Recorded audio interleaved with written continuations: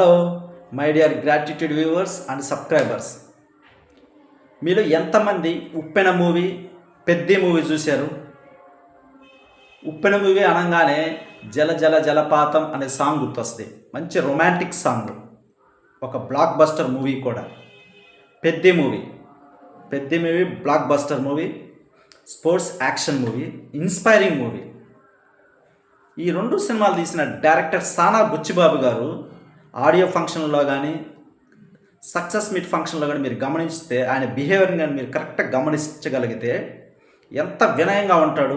డైరెక్టర్లతో కానీ, ప్రొడ్యూసర్లతో కానీ, హీరోలతో కానీ, మరీ ముఖ్యంగా తన గురువు గారు డైరెక్టర్ సుకుమార్తో కానీ ఎంత వినయంగా ఉంటాడు.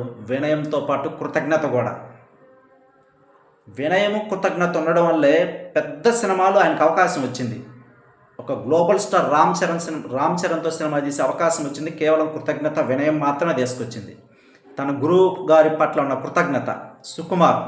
సుకుమార్ గారికి ఫస్ట్ సినిమాకి చాలా కష్టపడ్డాడు. ఈయన అంత కష్టపడలా. ఇక్కడ తన గురువు ఉన్నాడు. గురువుతో పాటు తనకు ఆయుధం ఉంది.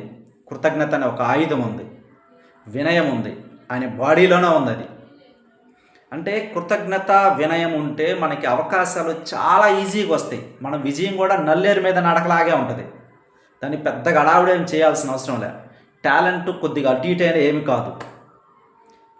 టాలెంట్ ఎంత ఉన్నా, తెలివితేటలు ఎంత ఉన్నా, వాక్చాతుర్యం ఎంత ఉన్నా, మీ కాడ కృతజ్ఞత లేకపోతే సంవత్సరాల తరబడి దండయాత్రలు చేయాల్సిందే. అంతకుమించి ఇంకేమీ లేదు.